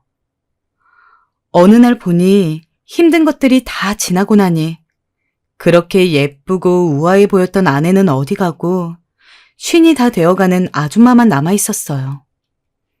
분명 처음 결혼했을 때만 해도 평생 행복하게 살게 해주겠다는 순수한 열정이 있었던 것 같은데 모진 풍파에 휩쓸려서 함께 사라진 건지 원래도 그리 살가운 성격이 아니었으나 저는 아내에게 더욱더 무뚝뚝한 인간이 되어버렸어요. 여보, 오늘도 수고했어요. 대꾸 하나 안 해주는 저임에도 아내는 언제나 제가 일을 하고 돌아오면 외투를 받아들고는 웃으며 수고했다고 이야기해 주었습니다. 저녁을 먹고 들어온다고 이야기해도 늘 제가 좋아하는 반찬들로만 한 상 가득 차려놓은 채 저를 기다리고 있어서 저한테 호통을 들은 적도 여러 번이었습니다. 내가 밥 먹고 들어온다고 했는데 쓸데없이 밥을 왜 차려놔? 이걸 누가 먹으라고? 전화를 해주지 그럼. 나는 문자 확인을 안 하니까 모르고 있었죠. 화내지 말고 내가 먹을 테니까 들어가서 쉬어요. 아내는 그런 저에게 화 한 번 내지 않았습니다. 모자란 남편인데도 오히려 미안하다고 자기가 깜빡했다며 불 다 꺼진 밤에 부엌에서 몰래 숟가락을 달각거리며 제가 먹지 않는 저녁 밥상을 먹기도 했습니다. 살면서 제가 그리 착한 놈이라고는 생각하지 않았지만 그래도 가족 하나 제대로 안 챙길 정도로 나쁜 놈이라고 생각하며 살아온 적은 없었는데 그때 저는 그저 제가 돈을 벌어다 주는 것만으로도 가족의 노릇을 다한 것이라고 치부하며 나는 충분히 남편으로서의 역할을 하고 있어 라고 자만했던 것 같습니다. 그래서 집에서 아무것도 안 하는 것 같은 아내가 고깝게 보였고 심지어 처음 결혼할 당시 아름다웠던 모습조차 온데간데 사라진 아내는 좋아할래야 좋아할 구석도 없었어요. 당신 화장이라도 좀 하지 그래? 응? 화장이요? 아니 공원 산책 나가는데 무슨 화장을 해요. 나도 보는 사람 눈이 있다고. 당신 나이도 있는데 이제 좀 가꿀 때도 됐잖아. 돈도 있으니까 피부과 가서 레이저 시술이니 뭐니 그런 것도 좀 받고 해. 가끔 같이 다니는 내가 창피해. 창피요? 당신 내가 창피해요? 아내와 가끔 산책을 나가곤 했는데 그때마다 아내가 화장기 없는 얼굴로 나가는 게 괜히 저는 싫었습니다. 그래서 피부과 가라며 돈을 던졌는데 아내는 창피하단 말에 상처를 받은 것 같더군요. 그 이후 혼자 괜히 거울을 들여다보고 한숨을 푹 쉬는데 새삼 미안했습니다. 곰곰이 되짚어보면 아내는 참 유순한 구석이 많은 여자였습니다. 그건 사귈 때도 그랬습니다. 결혼을 하고 나서는 더욱더 그랬죠. 그러던 어느 날 저는 더 나쁜 짓을 하고 말았습니다. 친구놈 말에 이끌려 아가씨들이 있는 술집에 갔는데 거기에 푹 빠지고 만 것이에요. 정확히 말하면 젊은 여자들이었어요. 그 여자들이 그렇게나 이뻐 보였습니다. 보고 있으면 꼭 반짝반짝 빛나는 보석 같았고 쉰내나는 아내와 더 비교가 되었습니다. 저는 그 여자들과 노느라 계속 유흥업소를 방문했고 거기에 푹 빠져 외박도 잦아졌어요. 당신 왜 안 들어와요? 오늘도 야근이에요? 그래, 늦는다고 했잖아. 왜 전화야, 귀찮게. 얼른 끊어. 요즘 왜 이리 야근이 잦은 거예요? 당신 뭐 나한테 숨기는 거라도 있어요? 그럼 내가 바람이라도 핀단 거야, 뭐야? 당신, 날 그렇게 못 믿어서 어떻게 살아? 미안해요. 알겠어요. 아무튼 내일은 야근하지 말아요. 애 생일이니까 꼭 일찍 들어와야 해요. 알겠어. 이래 하니까 이제 끊어. 아내는 낌새를 눈치챈 것 같았지만 저는 들키지 않기 위해 버럭 화를 내며 전화를 끊었습니다. 그리고 생일날 어떻게 되었냐고요? 저는 참석하지 않았고 아이들에게서 오는 전화도 문자도 다 모른 채 젊은 여자들과 놀기 바빴어요. 그렇게 술을 진탕 마시고 유흥에 빠져있는 삶은 거의 중독 수준이었습니다. 당신 나랑 약속했잖아요. 왜 늦은 거예요? 일이 바쁜 걸 어떡해. 애한테 용돈 줬으니 그걸로 됐지 뭐. 그리고 애도 컸으면 이제 가족 말고 친구랑 보내고 싶지 우리랑 보내고 싶겠어? 괜히 애 붙잡지 마. 돈이 다예요? 진영이 계속 당신 기다렸다고요. 됐어요. 사과하든 말든 마음대로 해요. 집이 안정되고 난 후 아내가 제게 화낸 건 몇 없는 일이었지만 자식 생일에 빠지자 냉기가 흘렀고 집 분위기는 그야말로 서늘해졌어요. 그러니 이상하게 집에 들어오기가 더 싫어지더라고요. 형님, 오늘도 가셔야죠. 에이, 설마 형수님 때문에 망설이시는 거 아니죠? 집에 돈 대주고 있으면 됐죠. 얼른 가서 놉시다. 저는 그렇게 다시 악마의 꼬임에 넘어가 유흥업소에 갔고 젊은 아가씨의 술을 받으며 해벌쭉 웃었습니다. 하지만 기어이 아내가 제 주머니에서 업소 아가씨의 립스틱을 발견했을 땐 그야말로 발칵 뒤집어졌습니다. 티내지 않으려 했지만 제 얼굴에선 이미 당황스러움이 드러나 있었고 아내 역시 이게 뭐냐며 놀란 얼굴을 감추지 못했죠. 아니, 어떻게 이럴 수가 있어?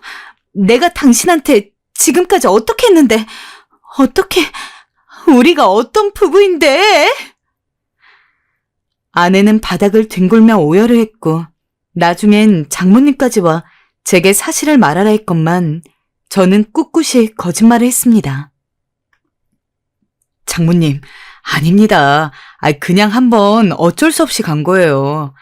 거래처 대접하느라 간 거라고요. 일하다 보면 그럴 수 있어요. 이 사람이 조금 예민하게 받아들이는 것 같습니다. 당신, 우리 엄마한테도 계속 거짓말할 거야? 그만둬! 거짓말이 아니야. 정말 답답해서 원. 그 후 저는 정말로 아내에게 미안하기도 하고 제 자신이 쓰레기처럼 느껴져서 유흥업소에 가지 않았고 매일 꼬박꼬박 집에 들어왔지만 아내는 언젠가부터 모든 삶의 의욕을 잃은 사람처럼 우울한 얼굴로 벽만 쳐다보고 있었죠. 어떨 때는 마치 넋이 나간 사람 같았습니다. 급기야 정신과에 가보라고 제가 말할 정도였지만 상처가 너무 깊었는지 아내는 고개를 내저으며 그저 자신이 기르는 화초만을 쳐다보았어요. 그즈음에는 자식과도 얘기를 잘 하지 않았는데 자식들조차 걱정이 되었는지 물었습니다. 아버지, 엄마 정말 괜찮은 거 맞죠? 나도 잘 모르겠다. 너희들이 한번 얘기해보아라. 제가 할 수 있는 말은 딱 그것뿐이었어요. 그러던 어느 날 아내가 딱 한 번 명절 때 저에게 이런 부탁을 했어요. 이번 명절은 친정에 먼저 가고 싶어.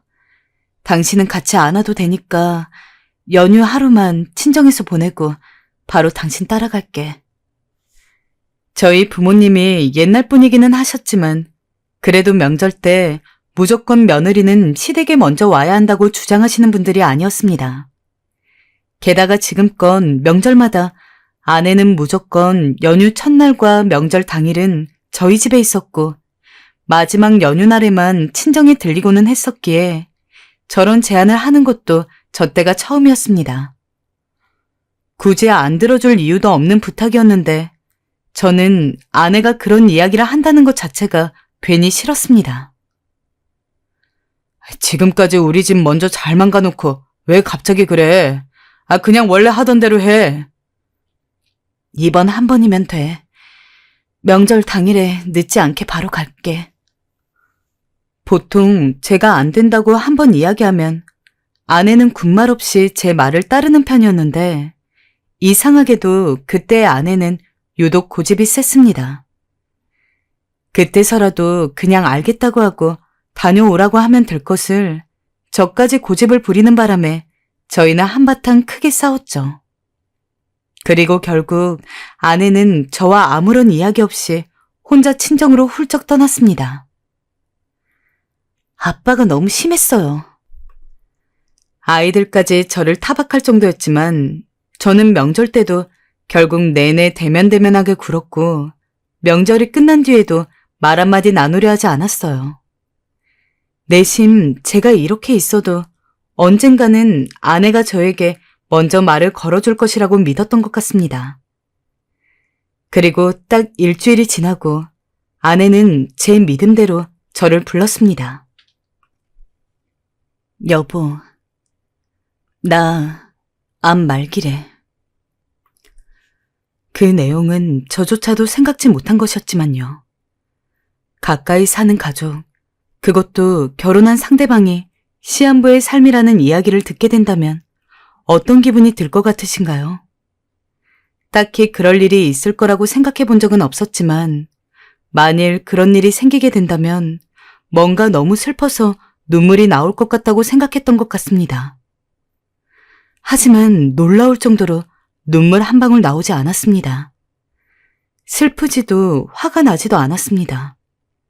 그냥 아무 생각이 없었습니다. 아내가 정말 자신이 암에 걸렸다고 말하는 게 맞는지 살 날이 몇 개월도 채 안 남았다고 이야기하는 게 정녕 진실인지조차 파악할 수 없었습니다. 명절 연휴에 친정에 먼저 가고 싶다고 이야기한 것도 자신이 암에 걸렸다는 사실을 부모님에게 이야기하고 싶어서 그랬다고 하더라고요. 조금 파리한 얼굴로 웃는 아내를 두고 저는 여전히 아무 말도 할 수 없었습니다. 생각 정리도 마음 정리도 되지 않아 하루하루가 혼란했지만 시간은 참으로 매정하게도 흐르더군요. 아내의 암 소식에 아내를 붙잡고 엉엉 우는 아이들을 보아도 저는 그때조차 눈물 한 방울 나지 않았습니다. 마치 제 3자의 일인 것처럼 멀거니 그 모습을 관망하게 되었죠. 이렇게까지 슬프지 않아도 되나? 이 마음이 정상인가? 수십 번도 넘게 저를 검열하고 다그쳐봤지만 달라지는 것은 없었습니다. 지금 보면 그때의 저는 그 사실을 믿지 못했던 것 같습니다. 아내는 한평생 저와 함께 있을 거라고 생각했으니까요. 수술을 해도 완치가 힘든 상황이었지만 조금이라도 삶을 늘리려면 빨리 수술을 해야 했었습니다. 그러나 아내는 자신의 목숨이 경각에 달한 상황에도 초연했죠. 최대한 입원을 미루고 저와 그리고 아이들과 함께 시간을 보내려 했습니다. 아내는 평소 주말에 저를 귀찮게 하는 일이 없었습니다. 그런데 어느 날은 정말 마지막이라고 생각해서 그런지 저에게 그러더군요. 당신이랑 집 근처 공원을 돌아보고 싶어. 그 말에 저는 아무런 대꾸 없이 겉옷을 챙겨 들고 아내와 함께 집 밖을 나왔습니다. 여름을 앞둔 봄이었던지라 햇살은 따뜻했고 미지근하지만 청량한 바람이 부는 시기였습니다. 아내와 그렇게 데이트 같은 행동을 한 것은 결혼하고 정말 오랜만이었습니다. 어쩐지 어색해서 조금 거리를 두고 걷다가 아내 얼굴을 힐끔 보는데 여기저기 돌아보며 웃는 얼굴이 꼭 처음 아내와 사귀었던 그 순간을 떠올리게 만들었습니다. 그때 문득 그런 생각을 하게 되더군요. 내가 너무 중요한 것을 잊고 있던 것은 아닐까 하는. 그 이후로 아내가 입원하기까지 딱 3번. 저는 아내의 요구에 따라 아내와 함께 산책을 나갔습니다. 간지럽게 손을 잡거나 뽀뽀를 하거나 했던 것도 아닙니다. 심지어는 대화다운 대화를 나누지도 않았습니다. 아내가 말을 하는 순간은 저에게 산책을 가자고 제의할 때와 집에 돌아와서는 함께 나가줘서 고마워요 라고 할 때뿐이었습니다. 아마 아내는 크게 무리하고 있었을 겁니다. 많이 아팠을 텐데도 저와 아이들과 시간을 보내기 위해서 병원에 가지 않았겠죠. 입원을 한 시기를 기점으로 아내는 하루가 다르게 메말라갔습니다. 저조차도 마음이 덜컥 내려앉을 정도로 변해가는 아내의 모습에 저는 쉬이 잠을 이룰 수가 없었습니다. 여보, 잠은 푹 자. 당신 눈밑이 까맣네. 밥도 잘 챙겨 먹고. 당신이 애들 아빠니까 애들 힘들거나 그럴 때 있으면 꼭 힘이 되어줘야 해. 알았지?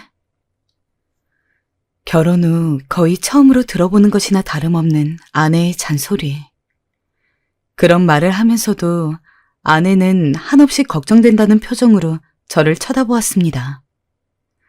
저는 그게 너무 낯설더라고요. 아직 이렇게 내 눈앞에 살아있는데 벌써부터 자신이 없을 나날들을 대비하고 있는 아내가, 그리고 그 모습을 은연중에 받아들이고 있는 내가 참으로 무서웠습니다. 그때서야 조금 실감이 난 것 같습니다. 이제 아내는 제 곁에 없을 거라는 것을요. 미안해. 미안해, 여보. 저도 모르게 미안하다는 이야기가 터져나왔습니다. 그동안 아내를 그렇게 박정하게 대하면서도 한 번도 미안하다는 생각을 해본 적이 없었는데 마지막을 앞두고 갑자기 개가천선이라도 하게 된 건지 뭔지 가슴이 아파 견딜 수 없을 정도로 미안하다는 감정이 들끓었습니다. 주름진 아내 손을 꼭 잡고 두서없이 미안하다고 이야기하며 애처럼 울었습니다. 그때의 아내가 어떤 표정을 하고 있었는지는 모르겠습니다. 다만 아내는 자신의 손을 잡고 있는 제 손을 다른 한 손으로 찬찬히 토닥이기만 하였습니다. 마치 다 괜찮다는 것처럼. 참 신기하게도 바로 다음 날 아내는 조용히 숨을 거두었습니다. 가기 전까지 잘해준 것 하나 없는 남편을 용서하고 아내는 떠났습니다. 참으로 미련하고 멍청한 아내는 통장 5개에 제가 벌어다준 월급, 참으로 미련하고 멍청한 아내는 통장 5개에 제가 벌어다준 월급, 본인이 일하면서 번 돈으로 생활비를 쓰면서도 남은 돈을 쪼개가며 저금하고 있었습니다. 평생 비싼 옷은커녕 5,000원짜리 늘어진 티셔츠나 입고 미용실 가는 돈도 아깝다며 집에서 직접 자르면서 한 푼, 2푼 모은 돈을 소중하게 보관하고 있었습니다. 딱히 오래 살고 싶은 생각은 없었습니다. 아내가 세상을 떠나고 나서야 제 곁에 언제나 가만히 버팀목이 되어준 아내가 얼마나 소중한지 알았으니까요. 저는 아내가 참 미련하다고 생각했는데 미련한 것은 저였습니다. 아내와 함께 산 30여 년의 세월보다 아내가 없이 산 이 3년을 더욱 그리워하고 사랑하며 살았으니까요. 하루빨리 아내 곁으로 가고 싶다고 생각하며 살아서인지 얼마 전 아들 손에 이끌려 억지로 받아본 검진에서 말기암이라는 진단을 받았습니다. 벌인지 축복인지 모르겠습니다. 일단 제게는 축복임이 맞는 것 같습니다. 아내를 보러 갈 수 있을 테니까요. 여러분, 주위를 둘러보세요. 분명 소중했는데 언젠가부터 그 소중함이 익숙함으로 변한 사람이 있지 않나요? 만약 그렇다면 여러분은 아직 늦지 않은 겁니다. 저처럼 후회할 일을 겪지 않아도 된다는 이야기입니다. 여러분의 곁에 한결같이 있는 그 사람을 그 무엇보다도 소중하게 여겨주세요. 사랑한다고 이야기하고 좋아한다고 이야기하세요. 때로는 너무 익숙하다고 느껴진다고 할지라도 바로 몇 시간 뒤에라도 영영 볼 수 없는 사람이 될 수 있음을 잊지 마세요. 우리는 한없이 사랑하며 살기에도 시간이 부족하니까요.